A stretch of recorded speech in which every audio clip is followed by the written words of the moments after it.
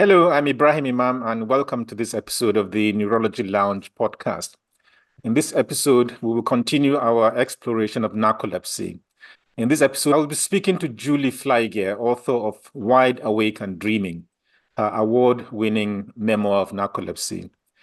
Julie Flygare received her BA from Brown University in 2005 and her doctorate in jurisprudence, that's JD, from Boston College Law School in 2009.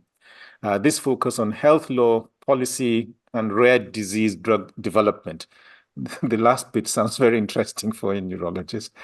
Prior to accepting her current role as president and chief executive officer of Project Sleep, Julie served as president of Project Sleep's board of directors, whilst also gaining invaluable experience in marketing and philanthropy at the Pancreatic Cancer Action Network and City of Hope.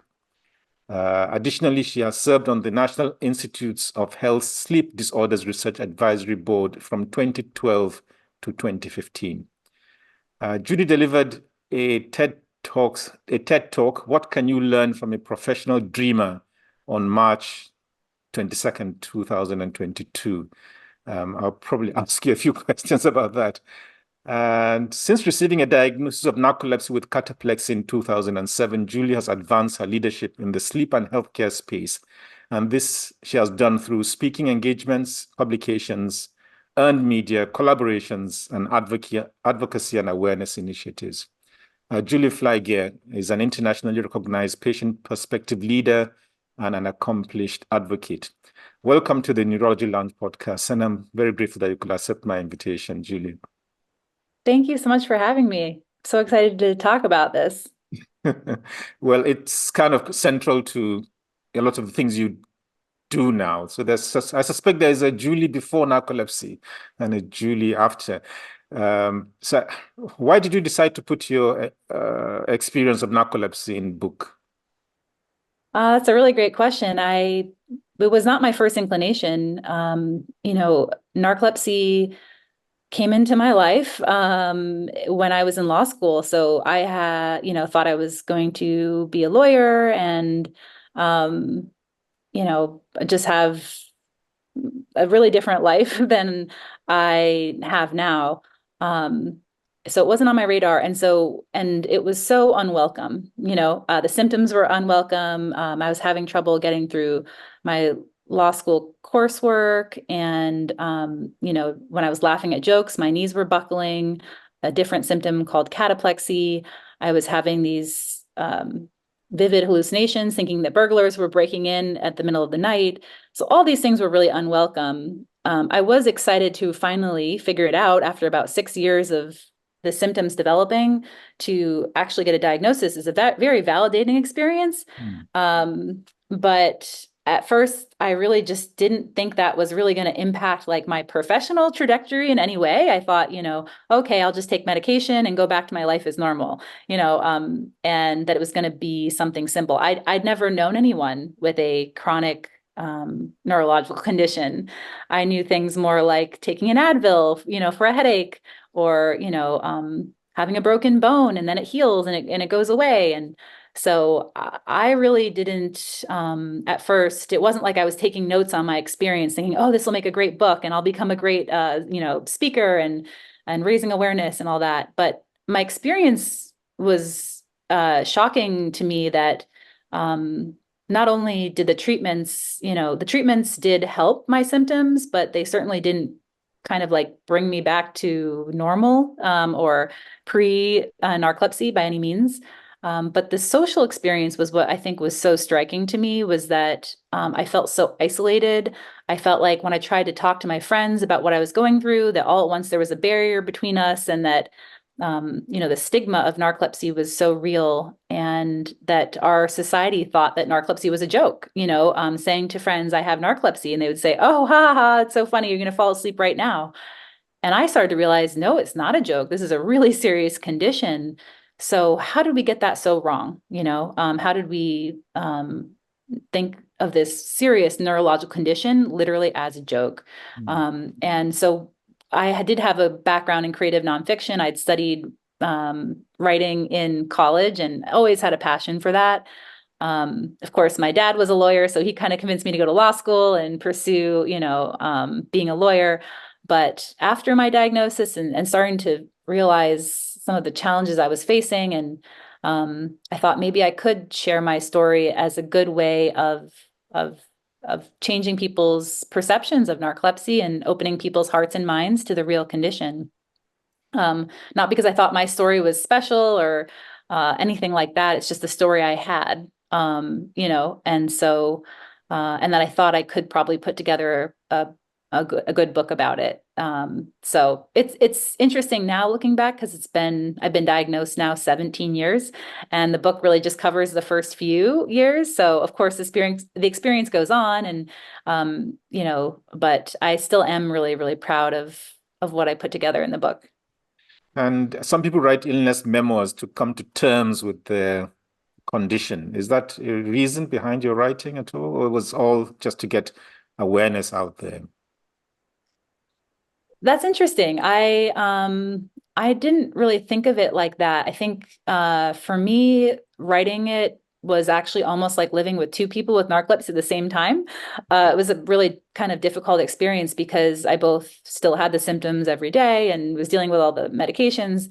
And then to revisit some of the earlier experiences, those first few years after the diagnosis were the hardest to adjust. So to bring my head to the space to rewrite scenes from those years almost brought me back emotionally to them. So there were some days where I would, leave a writing session and I would say, gosh, why am I in a bad mood? Like what, nothing's really wrong today. And then just remembering, oh yeah, because I just kind of like relived this harder part. So I mean, I guess in a way, what was interesting is when it was first happening to me, this is how we are, we just get through things. We don't have the time to kind of like think it through. I did have a therapist at the time, so I did talk through some of what I was going through with my therapist. And actually, I think that's my biggest regret about the book is not including my therapist in that experience, because I think that social support is so important. And I wish I would have actually included her as a character and really talked about that. But I kind of just got lazy towards the end and didn't include that part of my journey. But, so I guess the book, it did, in a way, it was almost a point of reflection. But, for me, in a way, I still had to create an arc of a story to have a kind of like a emotionally satisfying ending to a book, but I know that narcolepsy doesn't end at the end of a book, right? The journey goes on. I still have the condition every day and manage it every day. So, it didn't sort of like wrap up the experience in any way for me. But I think what I didn't expect from the book was the amount of people with the condition and their loved ones that would reach out and how meaningful it was to them. And all those connections have been really meaningful. And are we expecting a sequel that includes your therapist and the last few years? I don't know. That's a really good question. People have asked. As soon as I published the first book, people said, "Okay, I'm ready for the next one." And I felt like it's so much work to put together a book, time and energy. So it hasn't been my focus. I don't think there's been a next part of my journey that's been so specifically worth telling in that way. What my focus has really been is, I have my story to share, but I knew that my story wasn't the only good story out there with, and so many, and it's important that different stories are out there. So, through Project Sleep and our Rising Voices program, we've focused on training other people with narcolepsy and other sleep disorders on how to share their story effectively. So, kind of training the next generation of advocates. We have over 160 trained speakers in 18 countries around the world now because of that program. So that's some of my work because I get mostly excited by how fascinating and important those different stories are and helping elevate their voices. Okay, and hopefully we'll hear from them to hear different perspectives of narcolepsy. Going back to the beginning, your first symptom was when you were laughing at a joke and you felt as if someone had poked behind your knee and your knees melted. What did you make of it at the time? Was it? Yeah. It was a strange feeling. So actually, I decided to start the book where I had an awareness that something was wrong. Mm. So it actually really wasn't my first symptom. My sleepiness started in college, and I did have a hypnagogic hallucination before my first episode of cataplexy. But I decided to start the book where I first knew something was wrong. And so this sensation of my knees buckling when I laughed felt so odd. It was just nothing I'd ever felt before. And it was so particular. So I thought, yeah, like my knees had melted or something. And so I just didn't know if I should go for my run because I was about to go for a run. So I just kind of like walked around my apartment and stretched and I was like, I guess my knees are fine. So I went for my run. And I didn't know what to make of it. I started asking people, after a few times of this happening, and always when I was laughing, I just start to say to my friends, don't make me laugh, my knees, and just asking friends that were in med school. I did ask one doctor before I started law school, I told her that my knees were buckling when I laughed, and she said to try breathing deeper when I laughed. Um, that maybe I like wasn't getting enough oxygen, I guess, but I kind of knew that wasn't right, but I didn't really know how to tell her that. So I was like, okay, I'll try that. And so that was just this over the next, so it was about 2 years of just asking people and trying to Google it myself, before, eventually figuring it out. Through a sports medicine doctor for, runner's knee that I thought, well, I was a big runner. And so I was having knee issues from running that were unrelated. And just in her asking me questions about my knees, she asked if my knees ever buckle. I said, well, yes, when I'm laughing, has nothing to do with my running. But she's like, oh, I think I've heard of that. I think that's called cataplexy. So she just wrote that word down for me. Um, uh, and when I went home and Googled it and saw that it was, this um, very particular form of muscle weakness with emotions like laughter and surprise. And it was just so particular, like exactly what I'd been experiencing for a few years. And so I knew really quickly that's probably what I had. And that then to learn, oh, that's a symptom of narcolepsy, was surprising. At the same time, I had been facing like this sleepiness since college, but that was so different. That like seeped in so slowly that I'd both lost touch entirely with wakefulness. Like I was so far gone. I was struggling so badly, driving even short distances, studying, sitting through class. I couldn't sit through one class without going to the bathroom to wake myself up. So I was severely sleepy for many years, but it just was so much trickier to pinpoint. And so then once I did find the word cataplexy and find out that it was a symptom of narcolepsy and that also included excessive daytime sleepiness, it connected these different parts of my experience I did not think were related. Interesting. It's you thought kind of all compartmentalized. And the sport therapist, was she a better listener? I think you consulted a neurologist before the sports. I went to a primary care doctor at Boston College first, and I kind of laid out these different concerns I had. One was that I thought I had a sleep disorder because I had, been starting to have so much trouble driving that I couldn't even drive 15 minutes in the morning. I had a brother-in-law with sleep apnea, so I was familiar with that. I didn't think I had sleep apnea, but I really wasn't sure. So I did say to the primary care doctor, I think I have a sleep disorder. It's written in the notes from the appointment. And that I was having trouble studying and driving. And yeah, that doctor seemed to be, um, I'd say a little bit dismissive. We did do blood work for anemia and check my thyroid. So I think those are initial first steps from a primary care perspective that are appropriate for sure. But I still found her a little dismissive. When I described that I was having trouble driving, she said, well, even I get tired when I drive. Sometimes I have to pull over for a coffee. And I had no way of comparing my level of sleepiness from hers. Like there's not that measure, right? You can't just check it. Maybe someday we'll be able to, but it's not like a blood test. And so I just had my perception against hers. So that wasn't pretty like difficult. Also, I brought up my knees buckling when I laughed to her as my second issue. And she thought, well, maybe that's something rare, but you're just going to have to get used to it.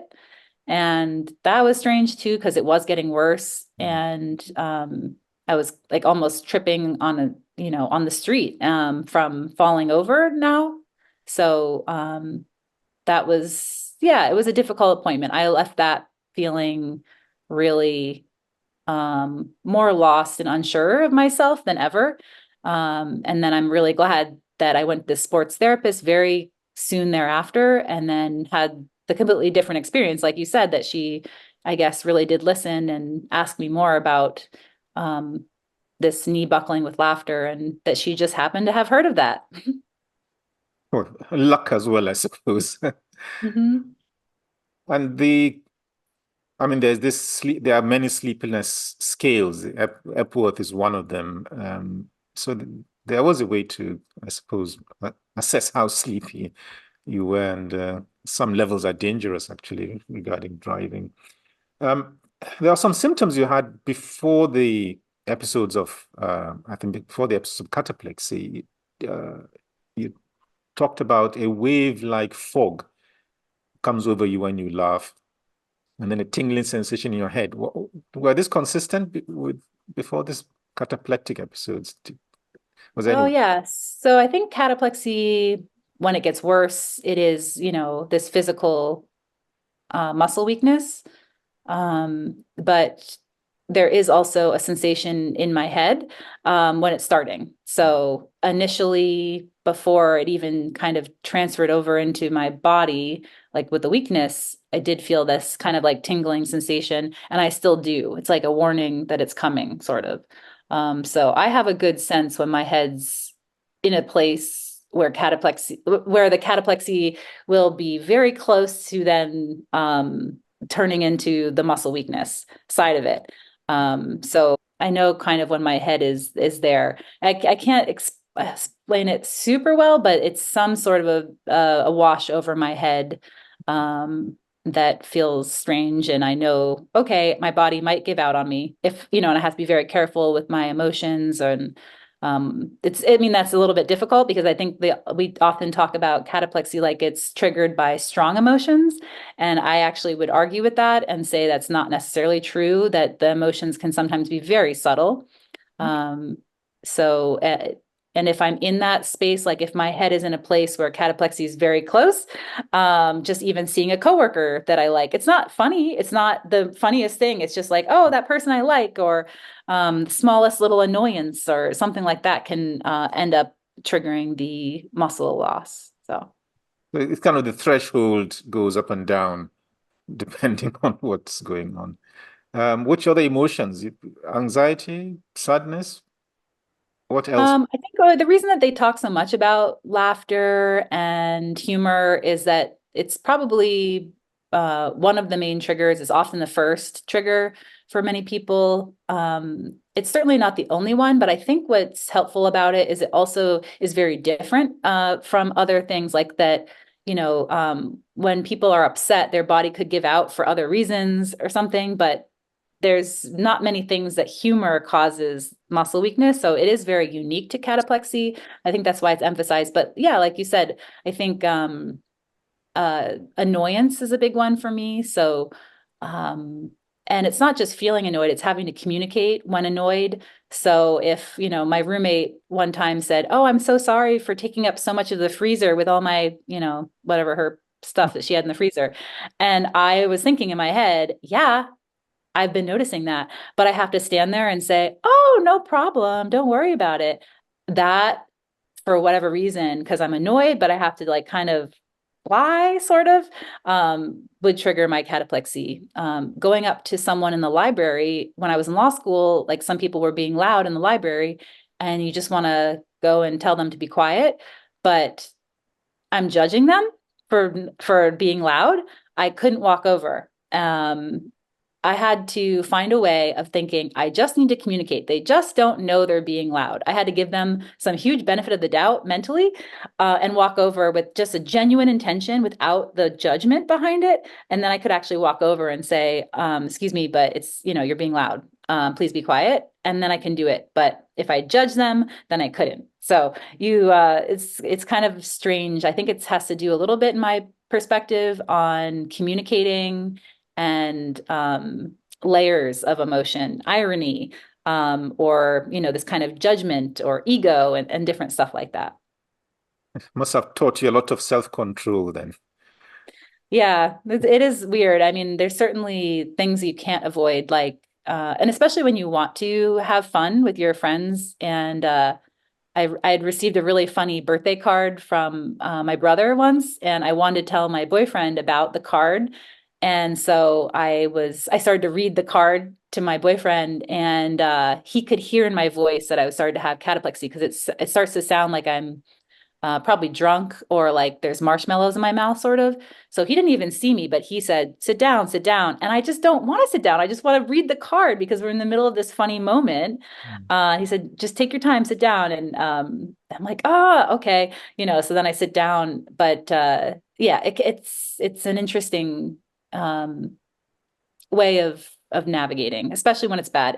My cataplexy is a lot better with treatment, thankfully, because I'm a big tennis player too, and tennis, winning a point or being annoyed with your partner if you're playing doubles, all of it is actually very big triggers for my cataplexy. So thankfully, I'm well medicated and can play tennis now. Yes. So just as an aside, then, were comedy films off for you then at the time? What? Could you sit down and watch a comedy film or a comedy TV series, anything of that? Yeah, I think some things did, like a really funny SNL Saturday Night Live skit. I remember having cataplexy from watching that. But I I think that it's actually has to do a lot more about your close friends and your family, and you're communicating with people you're close to and inside jokes and stuff like that. So I don't think that because some people have thought, oh, I just need to make her laugh, like of any sort of like, I've been to comedy shows and everything. That's not really, but put me on a tennis court with my best friend and something funny happening that only we would know, Yeah. between the two of us. And that's a much bigger trigger. Interesting. It's complicated, I suppose. Okay, coming to the sleepiness, how how quickly do you fall asleep? I mean, from the urge to falling asleep, is that quick or is kind of a gradual thing? Oh, that's such a great question. And I'm so glad you asked that because I think that's really misunderstood. I think that's what the media's kind of portrayed narcolepsy to look like, right? That you're standing and that you can fall asleep, which really you can't do. Like no one can actually really, I think horses can because they have a special stay apparatus in their knees so that they can actually like kind of keep their knees straight while they fall asleep. But a human can't really do that. So we have this perception that it would just be this really quick thing that you just like, oh, I was totally fine and then I'm asleep. For me, I think, like I can definitely, sometimes it is pretty quick, like that I will feel something come over me and I like would like to just lay down and sleep, Mm. but I still know it's coming. Like I can feel sleepy, like anyone feels sleepy. So I would get, even if it's quick, I would sit down, I would lay down, I would find, we don't like also fall asleep in public. It's just socially, unless you're like at an airport or on an airplane, it's Yeah. almost like nowhere else is it like socially appropriate to fall asleep. So I think it's a lot more hidden than people realize. Like I was going to the bathroom to wake myself up. I just didn't like necessarily put my head down over my laptop and Mm. sleep in class, right? So a lot more of it was so subtle. It was more like I was just sitting in class, just fighting with my eyes open, really, but not really remembering what the professor is saying. In my head, I'm just thinking, stay awake, stay awake, stay awake, try to stay awake. That's what's happening in my head. And then I'm not taking in the lecture. I'm not remembering what's happening. I'm just in this fight mode, sort of. And then if I, would then go to the bathroom, try to wake myself up, or now working from home is wonderful. If I get tired, I can lay down on my couch. And so I think it really varies. I think some people would say that it does come on pretty quickly for them. I would say that I know it's coming. And so over maybe 10 to 20 minutes, sometimes I actually can work through an episode of sleepiness in which I never necessarily take a nap. It's not my preferred way of handling it, but let's say I'm out walking my dog. I think even just yesterday, and I did get really foggy. Like I would have loved to lay down on the street or, and take a nap, but you just don't because you're out walking your dog and you're, 10 minutes from home. So I just kept walking my dog home. And then by the time I got home, it kind of passed sort of, and I felt good again. So, um, I think, uh, and then other days, yeah, I really do prefer to, if I do start to feel sleepy, just be able to lay down and take a nap. And usually just like for me, 15 to 30 minutes, sometimes longer, sometimes more like 45 minutes. But it's not, often people are surprised by how short of a nap I needed, even if I'm like hanging out with friends and I say, oh God, I really have to nap. So we have to wait before we can go do something. And so everyone's thinking, oh, how long is this going to take? And then, I'm up in like 15 minutes or 12 minutes and they're like, whoa, you're done already. And I was like, oh, it felt like a century just happened to me. How long was it? And they say, oh, like 12 minutes. I'm like, oh, okay. So my theory, I can't back this up scientifically entirely, but of course we do know narcolepsy is a disorder that has to do with dream sleep and REM sleep. And my theory is sort of like it's REM sleep wants to kind of come out. And often when I feel this heaviness, I feel I could either go into cataplexy or I could take a nap. It's sort of like whichever way my body can kind of get into REM faster, it's going to go. And so it just feels to me I have this weight of REM that wants to happen in my brain. And it's really best for it to come out by taking a nap. Which is not a really restful nap. So people are like, oh, nap time. Oh, that's nice. It's like, it's generally actually more like strange experience. It's like sometimes I think I'm listening to a radio or I feel like I'm awake the whole time and then that I haven't slept. And then I actually realize, oh, wait, half an hour went by. I guess I did fall asleep. So, but it does relieve, I say, this pressure towards REM is how I describe it. And REM, for anyone who doesn't know, rapid eye movement sleep, one of the two phases, one of the two types of sleep, and most dreams occur in REM sleep. Okay. And with the sleepiness during your school, how did you cope? How did you manage with your studies? I know that at home it's more easy to sleep off. How did you cope with academic Uh, work? it was difficult in law school. Once I, had the diagnosis, it was still difficult. I did have a dean of the law school who was very supportive. They'd had a student with narcolepsy before me, which I totally lucked out because most schools are not educated about narcolepsy and wouldn't be very, easy to provide accommodations and stuff like that, even though they should. Um, I was able to get a study cubicle in the basement of the library that was kind of away from the main traffic of the library, sort of. So that was really helpful to be able to have a spot where I could nap that was not entirely private, but a little bit off the beaten track. Yeah, I mean, it was still difficult. Can imagine. I would still need to nap, even with all the medications. I was still, have always sort of needed to nap at least once or twice a day. So I would just have to try to fit that in as best you can. And it's just the timing doesn't always work out. So if I was in class, I would still have to leave the class and I would go to the cafe and maybe, get a sugary snack, which is not good. But it was in the moment just trying to like do anything just to kind of get through the experience. So yeah, it wasn't ideal, but I think over time too, I've learned how important it is for me to really just completely step away and take a nap. So I'm sure in law school I sort of just resisted it more, but as I get older and realize like, you know, it's just better to just take a nap. I've tried to prioritize it more. Yeah. It will have been easier if you were in Spain, I presume they have a time fixed for siestas right in the middle of the day.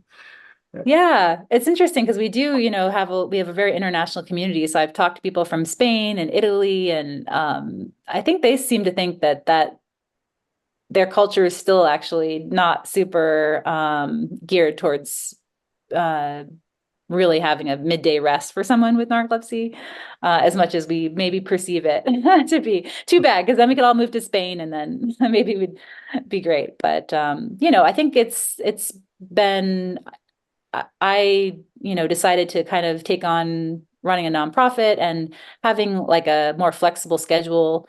Even when I worked at other nonprofits, my duties were important, but they weren't time sensitive. So if I came in late one morning because I hadn't got a good night's sleep with my medications, or I needed to take a nap in the middle of the day, like those things weren't disrupting my work productivity. So I think it's just really important to find environments and roles that both are interesting to keep me awake, but also where it's okay to step away at certain times of the day, because I could always get my work done over a little bit more time. So better, the best is to be your boss, I think. Mhm. And tell me about your diagnosis. You eventually had to go and see a specialist to give you a formal diagnosis, and you went through some testing. What what was that experience like? I mean, getting to a neurologist who specialized in narcolepsy was really exciting. And, when I met with him initially, he was like 99% sure I had narcolepsy with cataplexy, but I still, yes, had to go through the 24-hour sleep study in a sleep lab. And he tested my HLA, my blood for an HLA marker. I was positive for that, which suggests type 1 narcolepsy with cataplexy as well. But then the overnight sleep study is not the most fun experience. It's kind of weird to go into this sleep lab that looks kind of like a hotel, but something's off, it's like not really a hotel. And so and falling asleep there is a little bit strange. And then during the day, having these uh, multiple sleep latency tests, which is, 4 nap opportunities, and whether or not I fell asleep in the naps, and whether my brain went into REM sleep. So it was a long day of in the sleep lab. But then for me, my diagnosis was just so clear cut that, the results of my sleep study were showed the propensity to go into REM so quickly. And so I'd fallen asleep quickly, I'd gone into REM quickly, and all of those naps. And so, kind of in a way, I'm lucky that my diagnosis was so clear from that. A lot of people aren't in that situation. It's more unclear whether or not, they have type 1 narcolepsy or type 2, which doesn't have the cataplexy, but still has some of the other symptoms, or people with idiopathic hypersomnia. So there's kind of like a spectrum of different hypersomnias, and uh, they often have less clear results from the 24-hour sleep study and end up in more, depending on their doctor and their awareness about some of the different types of hypersomnias, they might be confused or not receive a diagnosis as quickly. So yeah, it was pretty strange. My doctor was so excited by the sleep study results and thinking like, oh my God, this is narcolepsy on paper, and I can't wait to show my residents like your results of your sleep study. And I was kind of like, I don't know if I really want to be a great neurological patient. Like that's not what I signed up for. I want to be a great law student and a great lawyer. Mm. But it was validating too, because these symptoms had been happening. And so at least in that doctor's office, this was real, And, which honestly, outside of that doctor's office, people thought my condition was a joke or not important or not serious. And so it's nice. At least I had this, relationship with this doctor where he could see, even on paper, even beyond what I described, but on paper, how serious this condition was a nice thing. it wasn't all in your head. I think that's what many patients are concerned about. You didn't need to have a spinal tap, I think, at the time for any chemical. Yeah, luckily back in 2007, that wasn't really a something that was done very regularly. And also because my case was so clear from the 24-hour sleep study that we did talk about that. And my doctor said, you have no hypocretin left, or orexin. Those are the two different names for the neurotransmitters that go inactive in narcolepsy type 1. So he said, you don't have any, so we don't need to really measure it likely. But, I know in Europe, they do a lot more of the spinal tabs for as part of a diagnosis process, but not so much in America and not at that time. I mean, if the diagnosis is clear cut, it's probably academic, I suppose. Um, Yeah. okay. And then you alluded to these bizarre symptoms you have at night. You woke up one night to the sound of the front door being forced open, and you thought somebody was breaking in. Was this the most dramatic of these hallucinations you get? Oh, no, probably not. Okay. There's some weird ones over the years. Hmm. Uh, I've thought that I've been shot in the head. Oh, I've thought that I'm being attacked physically, sexually. There's also some of the most beautiful experiences. I thought that I was listening to orchestra music that I composed that was, and I remember thinking, oh my God, I'm the greatest composer of all time. I gotta like write this down. And then of course, once I wake up, I don't know actually what I was thinking in my head. I've, listened to a rap band, like a rapper give a concert outside my window. hmm. So there's been a lot of kind of interesting things. A lot of it's just a lot more subtle though. So it's like thinking that, and it really much relates to stuff that could happen. It's, obviously our subconscious, right? Hmm. So, I lived in one apartment where the neighbor above me played the ukulele. And so I remember waking up a few nights and thinking that I was hearing the neighbor play the ukulele and being, oh, it's so annoying. Why is he playing in the middle of the night? Then once I wake up in the morning, I realize, oh, that happened at night in the middle of the night. Oh, that was probably not true. And then actually my boyfriend said later that day, said, oh my God, did you hear the kid was playing the ukulele last night? And then I have to go, oh, that actually happened? So it doesn't really matter whether he was playing or not. Actually, well, we did eventually go up after a few more nights and tell him, like, we can hear you. You're playing the ukulele right above our bedroom at 2 a.m. Not appropriate. But it's interesting how actually I kind of assume everything that happens around my sleep didn't happen. That's how I have come to cope. And then surprised sometimes that some of those things actually did happen, like the ukulele. So it's a really weird experience. I have often this sense that I've woken up, but I don't know who I am and I don't know where I am, and that I kind of think I'm looking around my room. I'm not sure I am actually looking around my room, but that's part of the hallucination is visual. So it's sort of unclear to me still, like whether I'm looking around my room, but I start in my head, I'm looking around my space, and that's my first clue towards where I am. Before I even remember who I am, I seem to sort of try to remember, like, what state is this? Like, where, and then be like, oh, this is your apartment. This is in Los Angeles. Like, and then, oh, you're Julie Flygare. Like, so it's a very a weird experience like that as well. So yeah, I pretty much just don't trust anything around my sleep happened. And are they more likely to happen at sleep onset or on waking, the hypnagogic and hypnopompic hallucinations? Which ones are you more likely, which one is are you more likely to have? That's a good question. I don't know before medication. Um, because of course there's more REM sleep generally for an average person. There's more REM sleep in the second half of the night. So, but I think with narcolepsy, this REM onset at the beginning of your sleep is so unique. I'd say it's really seems to be both. I tend, especially now, once I'm medicated, it's a lot better. But I think even in a nap, 20 minutes, I can. So I'm not sure with a nap, it's just at the beginning or the end, it's just somewhere in there. And then going to bed at night, I often, it's not so much like I have a full experience of thinking of burglars attacking me now, but I often wake up about maybe in half an hour into sleep. And I have this sense that like there's something wrong in my house. And I think that's sort of part of this thing. I think for me, it's often more at onset than in the morning. Well, I'm not sure it has any implications, but that's interesting. What about, do you ever experience some sleep paralysis? Yes. So feeling like I can't move is often part of those same um, for me anyway, they're mostly part of the same episodes where I think something's happening to me, but I can't move to respond. For some people, they feel that sleep paralysis without any sort of visual or, other sort of or hearing hallucination. They just feel paralyzed.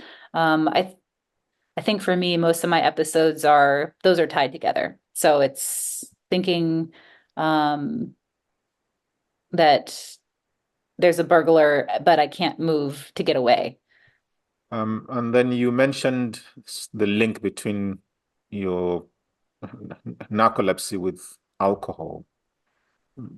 That was you discovered at a party, and you found that alcohol doesn't go with narco. What does alcohol do? Oh, when I was before my diagnosis, well, I think, we kind of know alcohol is really bad for sleep in general.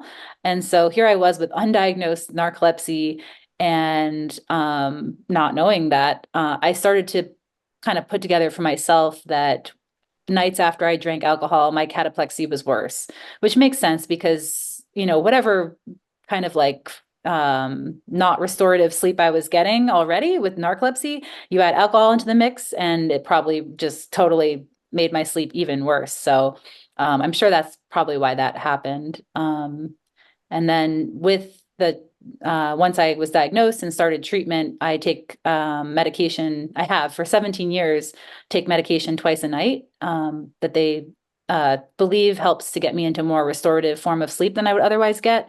And so with that, it's a really, heavy nighttime medication. So you really, shouldn't drink alcohol definitely within 4 hours of taking it, but really sort of it's not very encouraged at all. I still do drink sometimes during the day or having like a mimosa with brunch or something like that. But yeah, so I definitely, once I was diagnosed, I think the hard part was realizing that I was pretty much kind of cutting alcohol out of my life almost entirely, which as a law student at, age 24 was really honestly one of the most challenging parts socially and all that. It just I kind of had to choose, obviously, walking with, and getting better because of my cataplexy was obviously more important than drinking. But yeah, as a 24-year-old, that seemed a little bit more challenging. Punishing, I suppose. Yeah. Um, so you mentioned the tablet you have to take twice a day. That's sodium oxybate. Before then, you took modafinil to help with the sleep. Did it help? Oh, yeah. So the sodium oxybate I take twice a night. And then the modafinil was one of the stimulant wakefulness promoting treatments I tried during the day. I've tried all the different wakefulness promoting ones during the day. Um, a few years on modafinil, a few years on um, I forget the generic names, but in the US, like we call it Ritalin or Adderall. And then modafinil is another version of modafinil. So I've tried all of them. I think they all kind of have some benefits and some side effects, and that differs by person. So I just encourage people to try different ones. I don't think there's, one that's perfect. And in general, I think all of these tend to lead toward anxiety. And that was a really big learning lesson I actually had way after writing my book and publishing it. I didn't, I'd heard of anxiety. I thought anxiety was like a panic attack. I'd had a friend with panic attacks. Hmm. So that's what I thought that anxiety was. It took me many, many years. I was probably 10 years into my diagnosis, and I had a really strong coffee one afternoon. And um, all at once, I thought the world was ending. Like I was like, this dark doom over me, like, oh, everything's wrong in the world. And it was only in a support group meeting with other people with narcolepsy, they started to describe this feeling of like really negativity and this dark cloud, and that was anxiety. And I was like, that's anxiety? I had been experiencing it for many years with the stimulants. I just didn't know that that was a term. So I'm glad now I do know and so I just have to be careful. For me, I'm very sensitive to these stimulants, and so I don't need a very high dosage, which means I don't get as much wakefulness maybe from them, but I can't lean towards anxiety. Like I can't have too much, and then all that the negative headspace. I end up lacking creativity with some of these stimulants. So actually, as I was preparing for my TEDx talk, I didn't take my stimulants a few days because I wanted to have my creativity Okay. more than I wanted to be awake. So I would, or I would like work on my TEDx talk really first thing in the morning, and then I would start my stimulant a little bit later so I could have some more like creative free time. So yeah, I think there's a lot more subtleties to how these medications impact people. Some people, they take the top dose and they still don't even feel a good effect. And I've had that with some of the treatments available that I know are, efficacious and approved and everything. And I've taken them and I've been like, I don't feel anything. So it really is just personalized support for the person to find what might work for them. And the oxybate, I mean, you kind of dedicated time to this regime of you talk the rules of taking sodium oxybate. I think very few people know about what it entails. What do you have to do at night to make sure you take those two doses? Yeah, it does seem really strange, to take a medication when I go to bed and then halfway through the night. That's always like people like, what? You wake up in the middle of the night to take a medication? Um, I'm so used to it after 17 years. It doesn't really bother me too much because I pretty much now kind of sleep maybe 2 to 3 hours on each dose of it anyway. So if I'm not, once the medication kind of wears off, I'm more restless, which was a new sensation at first to me, but it it's a difficult thing to sort of wrap your head around.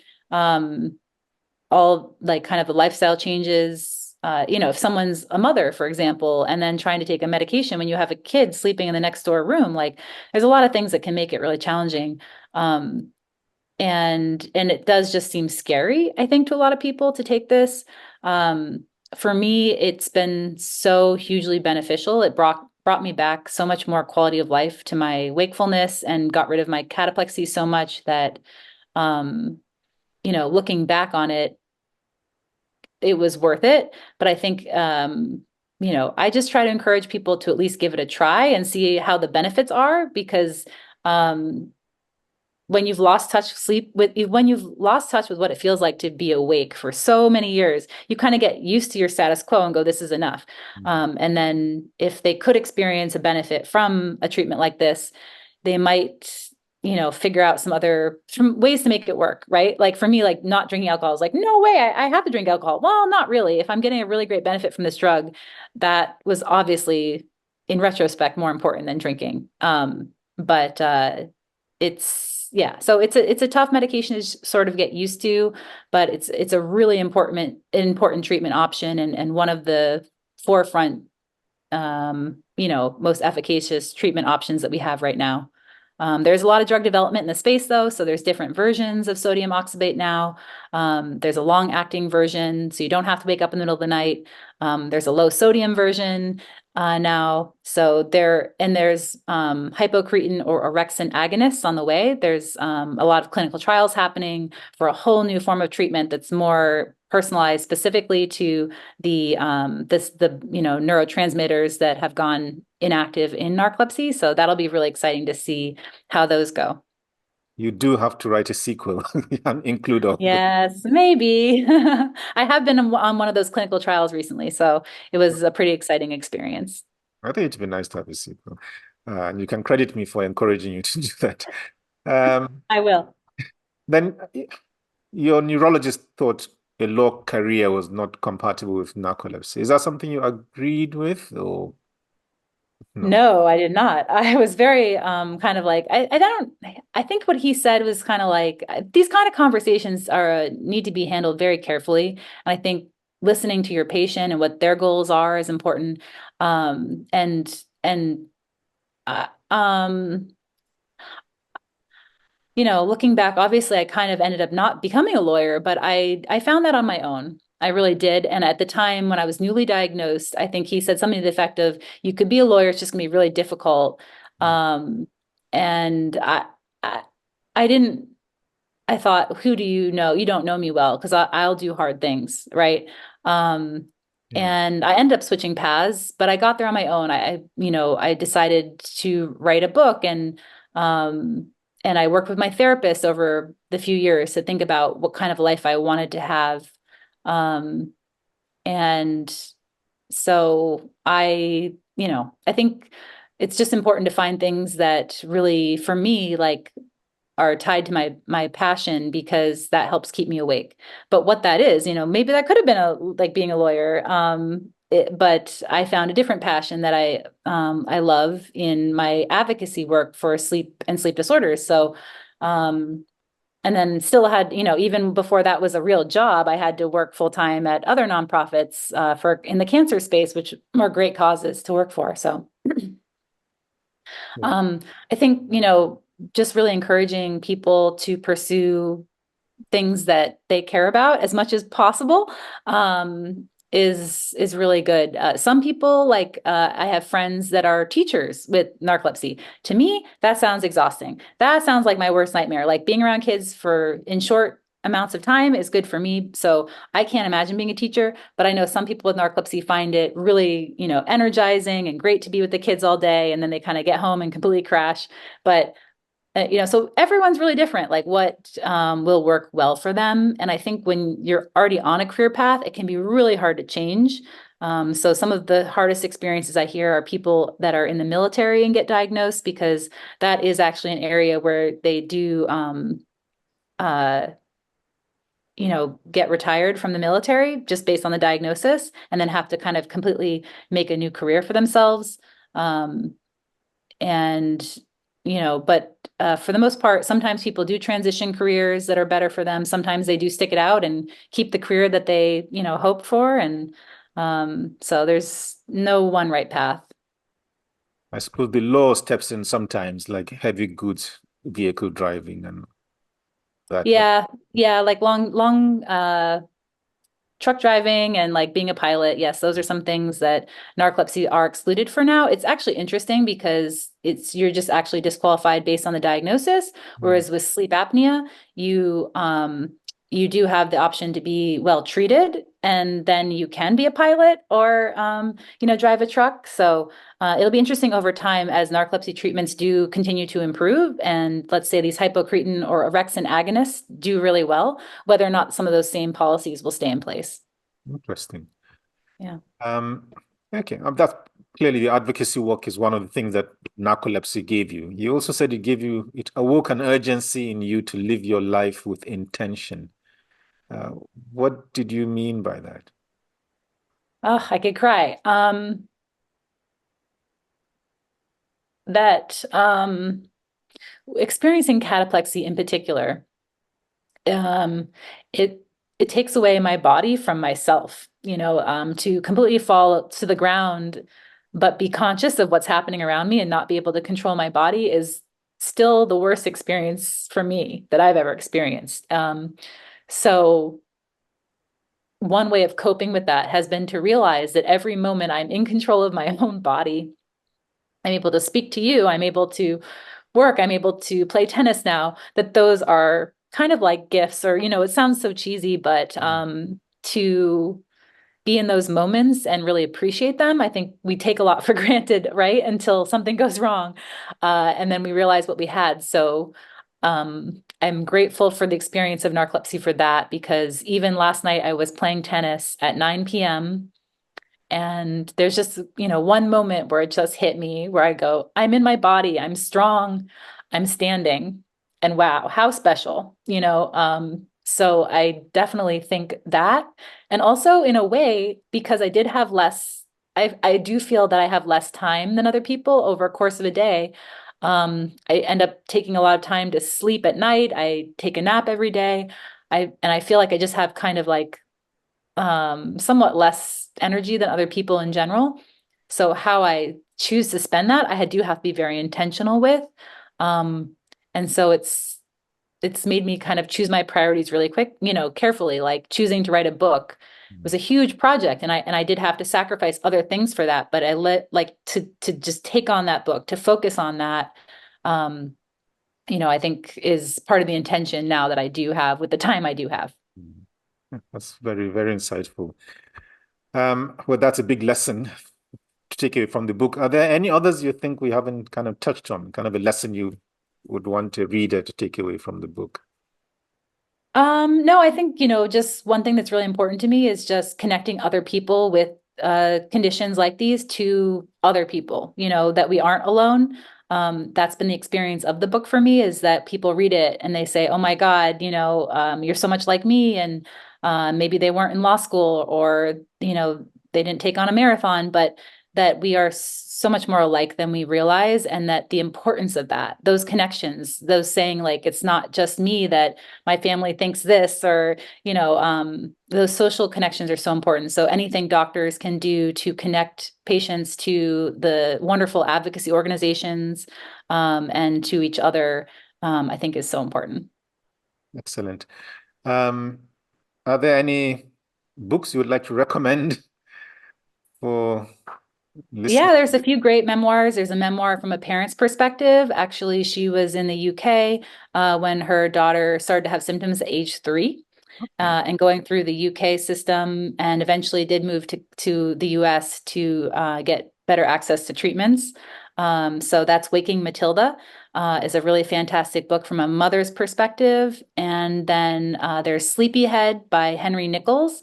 That's also a UK author, living with narcolepsy himself, but he really beautifully, he's a science writer, so he really ties in his personal experience with narcolepsy, and then kind of talking about the history of sleep science, Okay. and the discovery of narcolepsy through the dogs at Stanford. And it's just a really fantastic book. Okay. Sleepyheads. That's interesting. Okay. Was that a dog? Don't mind. Don't. I do have to, We've okay. We've this is finished. my medication delivery. I really have to get it and Okay. probably go. Well, thank you very much for your time. I'm most grateful, and all the best. Do get your medications. That's fine. Thank you very Sorry. much. Thank That's all you. right. Thank you very much, and have a nice evening.